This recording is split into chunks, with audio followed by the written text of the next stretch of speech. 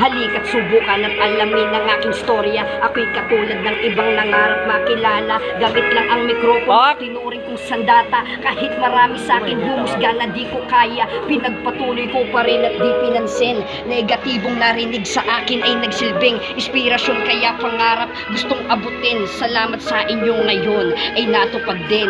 Sa larangan na pinasok ko na gamit ay panulat, tanging papel na nagsilbing sandata. Kung agimat mga baon ko na letra na handa kong ikata. Kapag ako na ang bumanat, lahat ay namamangha. Na akala ko noon ay di ko to kayang gawin, pero pinilit suungin hanggang sa aking marating ang aking nais gawin. Na gumawa na mga awitin kahit na ako'y puyat. Sige, itutuloy pa rin, dire-diretso lang. Kahit marami sa aking bumangga, makadinig lamang ng beat ay handa ko tumugma. Kahit sino pa ang kalaban ay handa ko magdigma. Kaya kung pataubin gamit lamang ang salita. O ano, gulat ka ba na pinangis na nga kita? Yung akala mong uhugin pero ay halimaw na. Paghawak na yung mikropono, handa na malampaso. Sabi sa akin ng hurado, ang galing ko magtrabaho. Sa paglipas ng panahon, mas ginalingan ko lalo. Kaya sa tuwing may liga, lagi pa akong panalo. Ngunit ako ay naligaw at tumikim ng bisyo, sigarilyo, alak damo, pati na rin bato. At lalo lumala na pabilang sa sindikato. Peter Morales ang ngalan ng aking naging amo.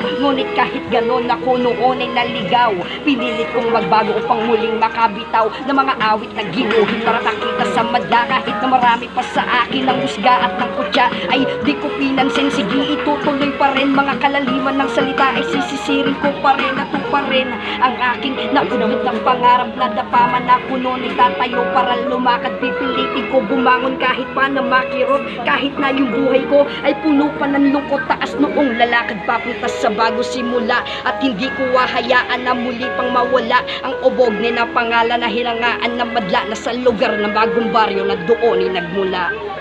Yeah.